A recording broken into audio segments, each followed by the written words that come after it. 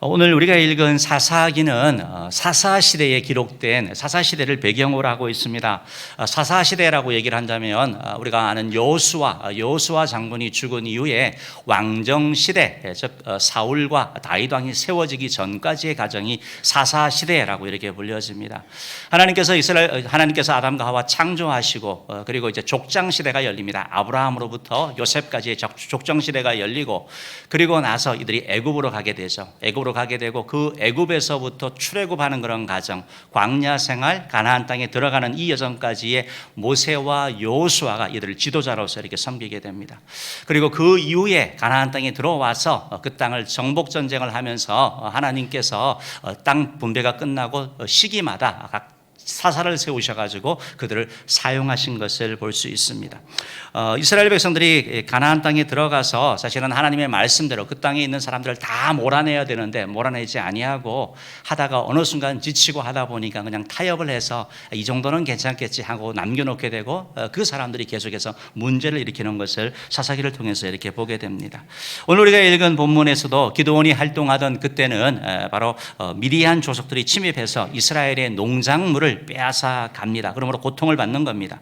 미디안 연합군들이 이렇게 쳐들어와 가지고 또 이 아말렉과의 그러한 잦은 침공으로 말미암아 어려움을 겪고 있는 겁니다. 추수 때가 되면 다 뺏어가 버리는 거예요. 그래서 이스라엘 백성들이 하나님께 기도하게 되고 하나님은 사사 기드온을 일으키셔서 바로 그를 통해서 이스라엘을 구원해 주는 내용이 바로 기드온의 그러한 스토리인 것입니다.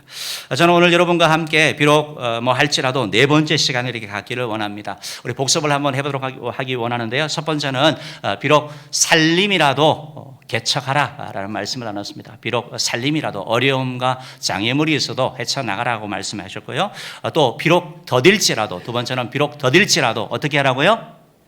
기다리라. 기다리라. 비록 더딜지라도 기다리라. 위로하는 말씀이죠. 때가 되면 하나님이 응답하실 것을 말씀합니다. 그리고 지난주에 바로 하박국 선지를 통해서 비록 없을지라도 포도나무, 무화과, 밭이 소출이 없고 양이 없고 소가 없을지라도 여호와를 인하여 기뻐하고 즐거워한다. 하나님을 향하여 예배하고 나아가는 것, 하나님을 기뻐하는 그런 내용을 나누었습니다. 오늘 사사기 8장 4절 말씀에는 비록 피곤하나 합니다. 따라합시다. 비록 피곤하나 직분을 감당합니다. 비록 피곤하나 직분을 감당하는 기드온과 300용사의 내용이 나오는 걸 보게 됩니다. 8장 4절 한번 다시 한번 읽어봅시다. 시작. 기드온과 그와 함께한 자 300명이 요단강에 이르러 건너고 비록 피곤하나 추격하며 뒷부분이 잘렸네요. 중요한 부분인데요. 비록 피곤하나 추격하며 이제 나왔습니다. 비록 피곤하지만 추격하는 것, 개역 성경에는 따르다라고 표현되어 있는 것을 볼 수 있습니다. 이 4절 말씀을 이렇게 보면 사사기 전체를 보는 그런 가운데서 8장 말씀을 보는 가운데서 참 감동적인 그런 표현입니다. 피곤하지만 지도자를 따르고 피곤하지만 자기의 사명을 감당해 나아가는 거 너무나 귀한 거죠. 우리는 피곤하면 쉬라고 얘기를 합니다. 쉬는 것이 당연한 거죠. 그런데 오늘 본문에 기드온과 함께 했던 그 300명의 용사들은 그들의 모습이 어떠냐면 비록 피곤하나 추격했다라고 말씀하고 있습니다. 이 말씀은 우리가 앞에서 나눴던 비록 살림이라도 개척해라 도전하는 그런 말씀이 아닙니다. 비록 더딜지라도 기다리라 하면서 인내해라라고 위로하는 말씀도 아닙니다. 하박국 선지자처럼 아무것도 없더라도 내가 하나님을 향하여 찬양하고 예배하고 하나님은 기뻐할 거다 하는 그런 고백도 아닙니다. 이 말씀은 그냥 서술입니다. 그들이 그렇게 살아갔다라는 것입니다. 어떻게 살아갔습니까? 비록 피곤하나 추격하며 라고 표현하고 있는 것입니다. 사랑하는 성도 여러분, 비록 피곤하나 사명을 감당하는 삶, 비록 피곤하나 계속 나아가는 삶, 어떻게 피곤한데도 이렇게 직분을 계속 감당하면서 추격을 계속할 수 있었을까요? 오늘 말씀을 이렇게 통해 가지고 세 가지를 살펴보고 우리 안에 모든 성도님들이 기드온의 300용사처럼 비록 피곤하나 어려우나 직분을 잘 감당하는 예수 그리스도의 제자가 되기를 주님으로 축원합니다. 우리 할렐루야 찬양대 오늘 찬양도 너무 좋고 그 매주 찬양마다 이렇게 은혜를 받는데 참 감동 깊었던 찬양 중에 하나가 기도원의 300용서 찬양이었죠. 뭐 스토리를 다 해가지고 그 내용들을 우리에게 다 소개했던 거 기억나지 않습니까? 바로 그것이 바로 배경이 되는 거죠. 그런데 피곤한데 어떻게 피곤한데 이 사명을 감당하고 직분을 감당하느냐? 첫 번째 책임감을 가져야 합니다. 따라합시다. 책임감을 가져야 합니다. 피곤하고 힘들고 지칠지라도 책임감이 강한 사람은 버텨나가는 거예요. 책임감이 있으면 해나가는 겁니다. 그래서 책임감이 중요하다는 겁니다. 8장 4절 말씀을 다시 한번 보면 이렇게 표현되어 있죠. 기도원과 그와 함께 한 자 300명이 요단강에 이르러 건너고 비록 피곤하나 추격하며. 어떻게 피곤한데 갑니까? 책임감이 있으니까 가는 거죠. 내가 군인이라는 책임감을 가지고 있으니까 그 일을 해나갈 수 있다라는 것입니다. 책임감이라는 것은 내게 주어진 역할을 제대로 해내는 것을 말합니다. 내가 나에게 맡겨진 일 그리고 임무와 의무를 중요하게 여기고 스스로 해나가는 것을 말하는 것입니다. 책임감은 오늘날 이 시대가 요구하는 리더의 조건이죠. 책임감이 있어야죠. 리더는 무책임하면 안 되지 않습니까? 자기 자신에게 주어진 일만 겨우 하거나 리더가 시켜서 그것만 그냥 하는 그런 사람들, 불평과 불만이 가득 차 있는 사람들, 늘 변명하는 사람은 책임감이 부족한 사람이죠. 요한계시록에서 라오디게아 교회에 이런 7교회에 편지를 쓰면서 라오디게아 교회에 예수님께서 자신을 충성이라고 소개합니다. 요한계시록 3장 14절 말씀 우리 한번 읽어보겠습니다. 시작. 아멘이시오 충성되고 참된 증인이시오 하나님의 창조의 근본이시니가 이르시되. 이분이 바로 예수님이죠. 우리 예수님이 바로 자신을 이렇게 소개하고 있는 것은 아멘이요 충성되다. 아멘은 진실한 걸 말하는 거거든요. 참된 걸 말하는 거거든요. 우리 예수님 삶이 진실했잖아요. 예수님의 삶 자체가 거짓이 없는 삶이었잖아요. 예수님의 삶이 충성된 삶이었죠. 하나님 앞에 충성된 삶, 성실한 삶, 책임감 있는 삶이었죠. 하나님께서 맡기신 그 사역을 다 이루시고 십자가에서 다 이루었다라고 말씀하시는 그런 분이 바로 우리 주 예수님이신 것이죠. 바로 그 예수님께서는 바로 그러한 분이신데 또한 주의 일을 감당한 자들도 충성된 자에게 부탁하라고 말씀합니다. 디모데전서 3장 1절 말씀을 보면 이렇게 되어 있습니다. 같이 한번 읽어봅시다. 여자들도 이와 같이 정숙하고 모함하지 아니하며 절제하며 모든 일에 충성된 자라야 할지니라. 여기서 디모데전서는 교회의 감독, 장로님, 그리고 장립집사님, 그리고 권사님을 선출하는 그러한 기준을 말하고 있습니다. 그 기준을 말하면서 여자들, 여기서 여자 권사님 말하는 거거든요. 그 권사님들의 자격 중에 하나가 뭐냐면 충성된 자, 모든 일에 충성된 자, 책임감이 있는 사람이 되어야 된다라고 말하고 있는 겁니다. 왜냐하면 직분을 받아서 책임감이 없게 감당하면 여러 사람을 힘들게 하기 때문에 그런 겁니다. 그리고 성경 말씀은 이 직분을 맡기고 그들에게 또 충성을 요구하라라고 고린도전서 4장 2절에서 말씀하고 있습니다. 한번 읽어보겠습니다. 시작. 그리고 맡은 자들에게 구할 것은 충성이니라. 사랑하는 성도 여러분, 맡기고 나서 충성을 요구하래요. 충성하라라고 말합니다. 충성된 사람을 찾아서 맡기고 또 그들에게 충성을 요구하라라고 말하고 있는 겁니다. 충성되기 때문에 성실하게 책임감 있게 그 일을 감당하도록 맡은 자에게 계속해서 충성할 것을 요구하라고 말씀하고 있습니다. 우리 주 예수님은 이렇게 맡기고 충성하라 그러시고 나서 충성된 자에게 상을 주시는 분이에요. 칭찬하시는 분이에요. 마태복음 25장 21절 말씀을 보면 이렇게 되어 있죠. 읽어봅시다. 그 주인이 이르되 잘하였도다. 착하고 충성된 종아, 내가 적은 일에 충성하였음에 내가 많은 것을 내게 맡기리니 내 주인의 즐거움에 참여할지어다 하고. 아멘. 따라합시다. 잘하였도다. 착하고 충성된 종아. 제가 제일 좋아하는 성경 구절 중에 하나예요. 우리 은혜의 모든 직분자들이 언제 우리 삶이 끝날지 모르는데 주님 앞에 갔을 때 주님부터 착하고 충성된 종아 잘하였도다 이런 칭찬받을 되기를 간절히 바랍니다. 이게 우리의 소원이 돼야 되고 이를 위하여 우리가 애써 나가야 되는 거예요. 기도원의 300용사는 책임감을 가지고 피곤하지만 그 일을 감당하여 나간 것을 볼 수 있습니다. 우리 주변을 돌려보면 책임감이 강한 사람도 있고 또 반면에 책임감이 약한 사람도 있습니다. 다 큰 일을 하기 원하고 중요한 일을 하기를 원하는데 그 일을 감당하기 위해서는 책임감이 있어야 되는 거예요. 그가 소속한 직장이나 사회나 학교에서 먼저 검증이 되고 나서 그 일들이 주어진다는 것입니다. 책임감 책임감이 강한 사람들의 특징 중에 하나, 아니 무책임한 사람들의 특징 중에 하나, 책임감이 없는 사람의 특징 중에 하나가 있습니다. 그것은 바로 변명하는 것입니다. 그래서 변명하는 거. 변명이 많습니다. 무책임한 사람이 그런 거예요. 뭐 때문에 얘기합니다. 우리가 살다 보면 사실은 우리 힘으로 해결할 수 없는 그런 상황이 닥칩니다. 어쩔 수 없습니다. 그런 과정 가운데 우리가 책임감을 가지고 해결해 나가는데, 무책임한 사람은 그 상황을 핑계대고 그냥 나 책임 없어 하면서 모면해 버린다는 것입니다. 사랑하는 성도 여러분, 저는 목사이기 때문에 가끔 사람을 구해달라든지 사람을 추천해달라는 이런 부탁을 받을 때가 있는데, 저에게 부탁하는 사람 열이면 열 다 어떤 사람을 원하겠어요? 책임감 있는 사람을 원하는 거예요. 성실한 사람을 구해달라는 거예요. 2018년 취업 포털 사람인이라는 때에서 기업이 불황기에 가장 원하는 사람들이 어떤 사람인가라고 이렇게 조사를 했다고 합니다. 344곳의 기업을 대상으로 조사를 했더니 핵심 인재 첫 번째 바로 책임감이라고 합니다. 책임감이 34%, 그다음에 성실함이 18.9%, 소통 능력이 있는 사람, 말이 통하는 사람 12.5%, 도전하는 사람 11.3%, 적응력 있는 사람 5.5%. 그래서 책임감이나 성실함은 사실은 같이 가는 거잖아요. 50% 이상이 원하는 게 바로 성실한 사람, 책임감 있는 사람을 원한다는 거예요. 책임감이 있어야 합니다. 나이와 성별에 상관없이 책임감 있는 사람이 되어야 사회적으로도 필요한 존재가 되는 것입니다. 학생은 학생으로서, 직장인은 직장인으로서, 군인은 군인으로서, 경찰은 경찰로서 자기의 주어진 직무를 감당해야 되는 겁니다.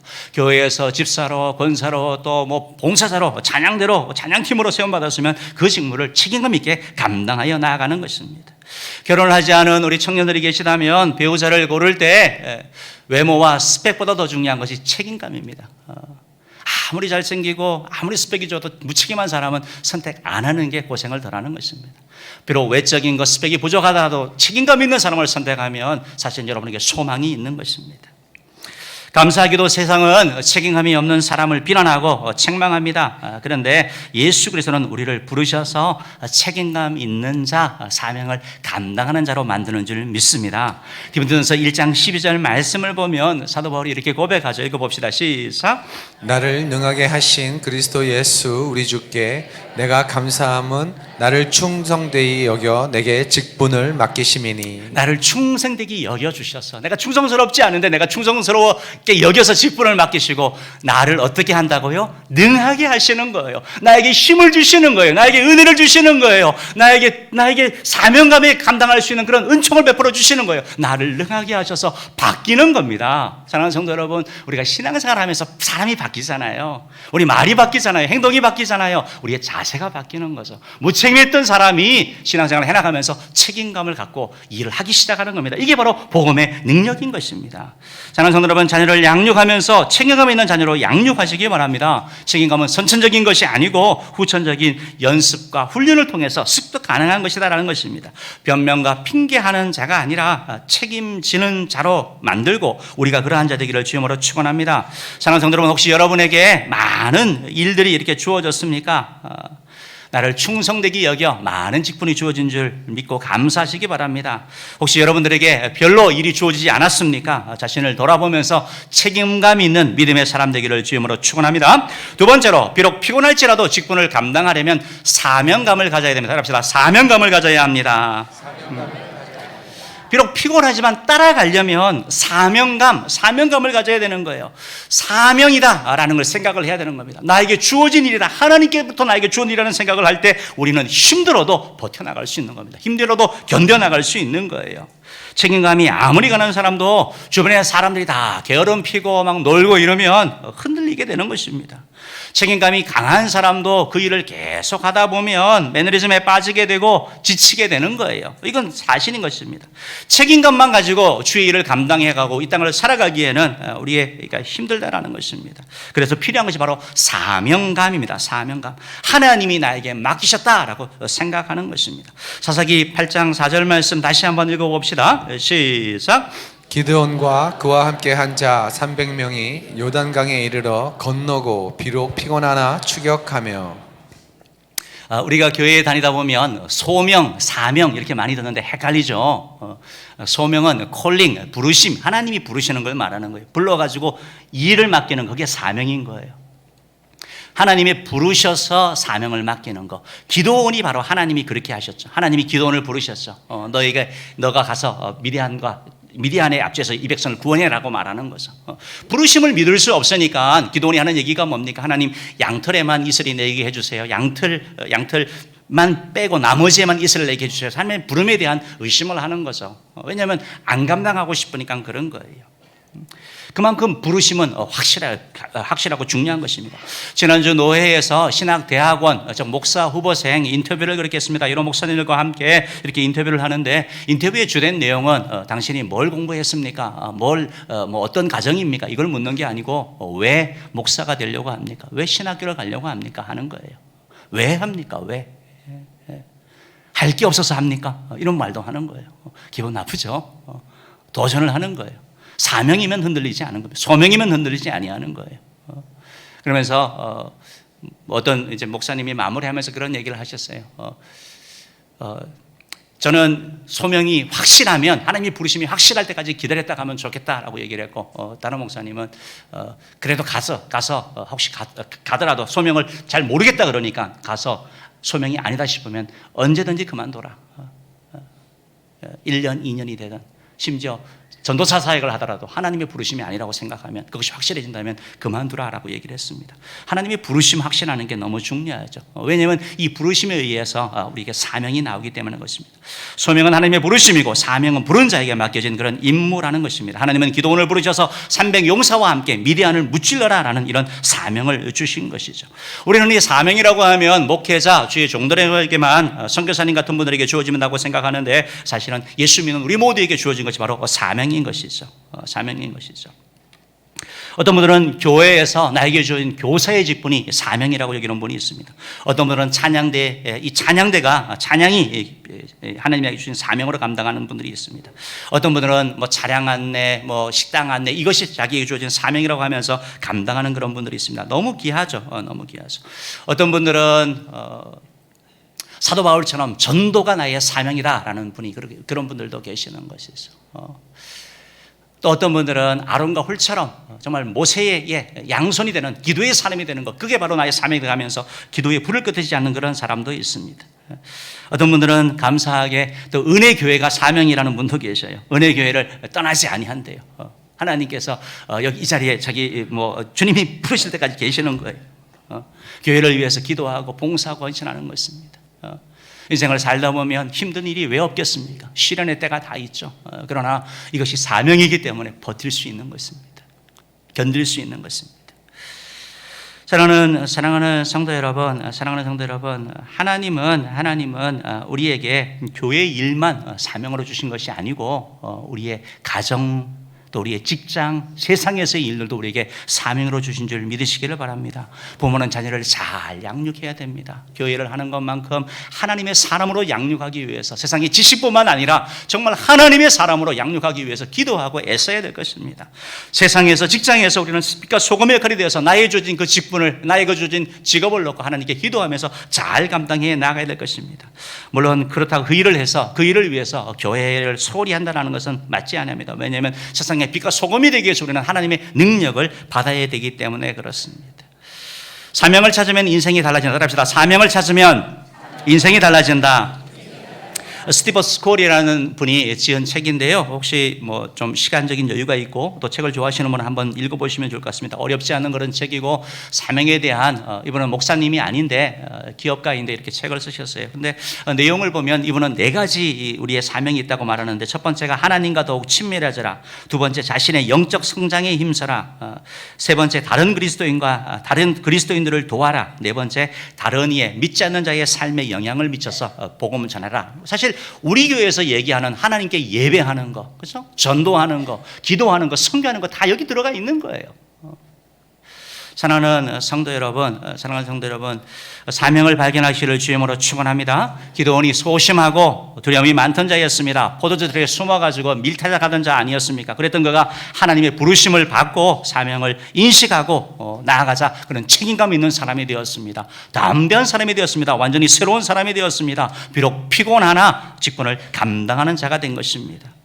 기드온과 함께했던 300용사도 14만 5천 명의 미대한 군사와 대치하면서 기드온이 사람을 보내서 3만 2천 명이 왔습니다. 그 가운데 숫자가 너무 많다는 하나님의 말씀에 의해서 두려워 떠는 사람 가라 그랬더니 10,000명이 남았습니다. 그 10,000명 가운데 훈련해가지고 물로 이렇게 손을 떠서 먹는 사람 300명, 9,700명 모르고 300명이었습니다. 선택받은 사람입니다. 하나님이 취한 사람입니다. 그렇기 때문에 그들은 자신의 사명을 알았기 때문에 비록 피곤하나 직분을 감당한 것입니다. 사랑하는 성도 여러분, 직분은 사명은 제가 두 가지 특징을 말씀하기 원하는데요. 사명은 내가 원해서 하는 것이 아닙니다. 사명은 하나님께로부터 나에게 주어지는 것입니다. 그래서 나에게 주어진 직분들 어떤 자리가 되든지 하나님으로부터 왔다는 사실이 명확할 때 우리는 흔들리지 않을 수 있고 우리는 그 일을 계속 감당해 나갈 수 있는 것입니다. 두 번째로 사명의 특징은 감사함이 있다라는 겁니다. 왜? 나 같은 자가 구원받았는데 하나님이 이런 일을 맡기셨다에 대해서 감사함이지, 아우 피곤해, 아우 지쳐, 이건 책임감으로 하는 거예요. 이건 일하는 거예요. 혹시 여러분들이 직분을 맡아서 감당하면서 그런 마음이 드신다라면 하나님과의 관계를 회복하시기를 주님으로 축원합니다. 관계가 회복되어야지 사명이 살아나는 것이고, 그래야지 주님이 기뻐하는 믿음의 용사가 되는 것입니다. 사랑하는 여러분은 무엇을 따라 살아가고 계십니까? 무엇이 여러분의 지금 삶을 이끌어가고 있습니까? 혹시 삶이 혼란하고 무질서하다면 먼저 하나님의 나라를 구해 보시기 바랍니다. 하나님이 주신 사명을 발견하십시오. 교회에서, 가정에서, 세상에서 우리가 예수 그리스도를 닮아가고 예배하고 전도하고 하는 것뿐만 아니라 하나님이 나를 통해 하기 원하시는 일을 발견하는 저와 여러분 되기를 간절히 바랍니다. 그때 우리는 피곤하나 직분을 감당하는 사람이 될 것입니다. 세 번째로, 비록 피곤할지라도 직분을 감당하려면 신앙심이 있어야 됩니다. 따라합시다. 신앙심이 있어야 합니다. 옆에 사람에게 한번 인사합니다. 신앙심이 있어야 합니다. 신앙심이 뭐냐면 하나님의 도움을 입어야 되는 거예요. 하나님의 도움을 입어야 되는 거예요. 성령의 충만함을 구해야 된다는 것입니다. 하나님의 도움이 없이 어떻게 일을 감당할 수가 있겠습니까? 오늘 말씀해 보니까 비록 피곤하나 라는데, 여러분 피로를 이겨야 되죠. 피로를 도대체 어떻게 해야 됩니까? 저도 이렇게 좀 찾아보니까 피로의 원인, 빈혈, 갑상선 질환, 우울증, 과로, 신경계통 이상 등으로 발생할 수 있습니다. 이렇게 써져 있어요. 그리고 피로에 대해서 그럼 피로회복제 먹는 거 좋느냐라고 물어봤더니 고려대학교의 한병덕 교수님이 사람들이 어떤 약을 먹었을 때 피로물질이 사라지고 그랬을 때 좋아진다고 하는 의학적인 근거는 찾지 못했습니다. 이렇게 얘기를 하는 거예요. 약 먹어도 안 된대요. 그러면서 우리 그러면 쉬면 좋으냐? 뭐라고 얘기하냐면 운동하래요. 움직이래요. 그게 오히려 피로 회복이 된대요. 힘들다 그래서 계속 있으면 회복 안 되고 오히려 좀 운동을 해주는 거, 그것이 우리를 회복한다라고 얘기를 하고 있습니다. 어쨌든 피로를 이겨나가야 되는 거잖아요. 필요함에도 나아가야 되는 거잖아요. 이스라엘 백성들이 필요하다고 있는 게 아니라 추격하면서 앞으로 전진해 나간 것을 볼 수 있습니다. 사랑하는 성도 여러분, 우리가 직분을 감당하고 사명을 수행하는 길에는 어려움이 당연히 있겠죠. 내적인 어려움과 외적인 어려움이 있겠습니다. 바로 에브라임 지파, 바로 이 갈등이 이렇게 생기고 문제가 생기는 겁니다. 바로 기드온은 사사였는데 기드온은 므낫세 지파의 출신입니다. 지난번에 말씀드린 것처럼 이스라엘의 12지파 가운데 레위 지파는 하나님의 일을 하기 때문에 레위 지파가 빠지고 요셉 지파의 두 아들 에브라임과 므낫세가 이스라엘의 두 지파로 들어가서 야곱의 12아들 가운데 요셉이 빠지고 에브라임 므낫세가 들어가서 12지파가 되는 것입니다. 그래서 이 에브라임과 므낫세 지파는 사실은 다른 지파보다 더 가까운 거죠. 더 가까운 건데 그러다 보니까 라이벌 의식이 생기는 겁니다. 시기하는 문제가 생기는 것입니다. 전쟁을 마치고 기드온이 돌아오자 므낫세 지파거든요. 그러니까 에브라임 지파 사람들이 시기하는 거예요. 막 사람들이 기드온을 높여주잖아요. 질투가 나는 거죠. 그래서 문제를 제기하는 겁니다. 8장 1절 말씀 한번 읽어봅시다. 사사기 8장 읽어봅니다. 에브라임 사람들이 기드온에게 이르되 내가 미디안과 싸우러 갈 때에 우리를 부르지 아니하였으니 우리를 이같이 대접함은 어찌 됨이냐 하고 그와 크게 다투는지라. 기드온이 막 전쟁을 하면서, 사실은 이 얘기가 왜 나오면 그 앞에 보면 7장을 보면요, 기드온이 전쟁을 하면서 사람들이 정말 대승을 거뒀거든요. 완전히 끝난 전쟁은 아닙니다. 그러나 이스라엘 그 미디안의 방백 장군들입니다. 장군들 가운데 오옙과 스옙이라는 사람이 있는데 이 사람들이 에브라임 쪽으로 도망을 간 거예요. 그래서 에브라임 사람들의 도움을 통해 가지고 이 두 방백, 이 두 장군을 잡게 됩니다. 그러니까 에브라임 사람들이 전쟁에 공을 끼친 거죠. 그리고 와가지고 큰 소리 치는 거죠. 우리도 그렇게 했는데 왜 진작 안 불렀느냐라고 얘기를 하는 것입니다. 여러분, 지금 전쟁이 끝난 것도 아니고 전쟁이 지금 계속 중인 거거든요. 이런 얘기를 들으면 힘이 빠지죠. 기분이 나쁘죠. 기분이 나쁘죠. 내가 나를 위해서 얘기하는 것도 아니고 이스라엘 민족을 위한 것이고 하나님이 하라고 했다라고 하면서 따질 수도 있는 거죠. 우리가 훨씬 많은 사람 죽였다라고 얘기할 수도 있는 거죠. 그런데 기드온은 다르게 얘기를 하죠. 사사기 8장 2절 3절 읽어봅시다. 시작. 기드온이 그들에게 이르되 내가 이제 행한 일이 너희가 한 것에 비교되겠느냐. 에브라임의 꿀물 포도가 아비에셀의 만물 포도보다 낫지 아니하냐.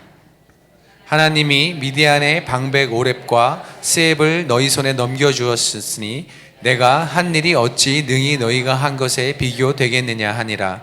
기드온이 이 말을 하매 그때에 그들의 노여움이 풀리니라. 예. 원래 뭐 끝물, 뭐 만물 포도 얘기하면 처음 게 훨씬 더 좋은 거죠. 끝물은 가면 형편없잖아요. 그런데 그렇게 얘기를 하는 거죠. 겸손하게 표현한 겁니다. 자신을 드러내지 않는 것입니다. 그가 이렇게 얘기를 하면서 바로 미디안 장군 오렙과 스웹을 너희가 잡지 않았느냐, 너희 대단했다라고 하면서 겸손하게 반응하는 것을 볼 수 있습니다. 사랑하는 성도 여러분, 여기서 끝난 것이 아니고 이렇게 시비 거는 사람뿐만 아니고 또 비협조적인 그런 사람들도 있는 거죠. 바로 이 에브라임 지파 사람처럼 우리에게 힘들게 하는 그런 사람들도 있지만 또 바로 이 숫꽃과 분이엘 사람처럼 바로 이 요단강을 건너가지고 지금 계속해 나가거든요. 혹시 지도가 혹시 지금 있죠? 지도 한번 두 번째 지도만 한번 보여주시기 바랍니다. 예, 두 번째 지도요. 그 다음 거요. 그 다음 지도요? 시간이 없는데. 네. 예, 됐습니다. 예. 이제 보이시죠? 요단강이 저기 건너가는 겁니다. 첫 번째 만난 사람이 숫꽃 사람, 그 다음에 분이엘 사람. 보이세요? 그러니까 저쪽 지역 사람들이 협조해 주지 않는 거죠. 왜냐면 이 300 피곤한 데 가가지고 떡을 달라, 음식을 달라고 하는데 안 된다라는 거예요. 물론 거절할 수는 있습니다. 그런데 거절하는데 되게 기분 나쁘게 해요. 8장 6절 말씀 한번 읽어봅시다. 8장 6절 읽어봅시다. 시작. 8장 6절 읽어봅니다. 시작. 숫곳의 방백들이 이르되 세바와 살문나의 손이 지금 내 손 안에 있다는 거냐. 어찌 우리가 내 군대에 떡을 주겠느냐 하는지라. 세바나 살문나는 미디안 연합군의 왕들 말하는 거거든요. 왕이거든요. 네가 그들을 어떻게 잡아? 너희 300명이 그들을 어떻게 잡아? 하면서 비웃는 거예요. 조롱하는 거라고요. 여러분, 우리가 힘들고 어려울 때 좀 도와달라 그럴 때 사실은 우리가 괜찮을 때는 뭐 그런 말 해도 괜찮아 하지만 내가 정말 힘들 때는 상처받는 거예요. 상처받고 힘들 수 있습니다. 그런데 사명을 감당하려면 사람을 바라보지 아니하고 나아가야 되는 것입니다. 배신감, 거절감, 뭐 외로움 이런 것들을 느낄 수 있는 거죠. 우리가 신앙생활을 해나가면서 피로함, 이것도 내적인 어려움이죠. 우리가 신앙생활을 하면서 이렇게 주의를 감당하는데 장애물들이 있죠. 처음에 예수를 믿고 나면 세상이 그렇게 우리를 자꾸 유혹합니다. 세상 것이. 그러나 조금 지나고 나면 세상 것들은 좀 괜찮은데 사단이 계속 우리를 유혹하는 거예요. 계속 넘어뜨리려고 합니다. 신앙이 이제 더 깊어지면 세상도 괜찮고 또 사단도 어느 정도 좀 괜찮다고 하는데 넘어지긴 하지만 그래도 괜찮은데 결국 마지막에는 내 자신이에요. 나의 교만, 나의 게으름, 나의 나템, 이것 때문에 하나님의 일을 감당하지 못하게 되는 것입니다. 여러분, 이런 상황 가운데 이 기분 나쁜 이런 일들 가운데 우리가 어떻게 해나갈 수 있습니까? 어떻게 이걸 이길 수 있냐고요? 어떻게 이기면서 감당해 나갈 수 있냐고요? 요한 사도행전 1장 8절 말씀 한번 읽어보겠습니다. 시작. 사도행전 1장 8절 봅니다. 시작. 오직 성령이 너희에게 임하시면 너희가 권능을 받고 예루살렘과 온 유대와 사마리아 땅 끝까지 이르러 내 증인이 되리라 하시니라. 사랑하는 성도 여러분, 하나님의 도우심이 필요한 거죠. 하나님이 도우셔야지 끝까지 갈 수 있는 거예요. 나의 책임감, 나의 기분 뭐 이런 걸 통해 가지고는 조금은 갈 수 있지만 끝까지 가지 못하는 거예요. 끝까지 가지 못하는 거예요. 권능은 성령의 권능, 이 성령의 충만함이 우리 가운데 있으면 자신을 이기고 세상을 이기게 되는 겁니다. 나의 자존심을 이기게 되는 것이고 열등감을 이기게 되고 부끄러움을 이기고 헤쳐나가게 되는 겁니다. 사명을 포기하지 않고 앞으로 전진하게 된다라는 것입니다. 사랑하는 성도 여러분, 성령의 충만함을 받고 하나님의 도움을 입으면 우리의 눈과 입이 변하게 됩니다. 부정적인 것이 사라지고 긍정적인 부분을 보게 되는 것입니다. 큰 믿음의 사람이 되는 것입니다. 어떻게 저럴 수 있어 하는 그런 믿음의 사람이 되는 것입니다. 하나님이 우리에게 주신 3,300개 세계비전을 품고 우리가 기도하는 가운데 우리가 커져가는 거죠. 우리가 그런 사람이 되어져 가는 것이죠. 사랑하는 성도 여러분, 성령의 충만을 입으시는 저 여러분에게 간절히 바랍니다. 성령의 충만은 우리가 회개할 때 우리 가운데 주어지는 것입니다. 사모할 때 주어지는 것입니다. 예배하고 기도하고 나갈 때 하나님이 우리에게 성령의 충만함을 주시는 것입니다. 성령의 충만함보다 더 중요한 것은 성령의 충만함을 유지해 나가는 것입니다.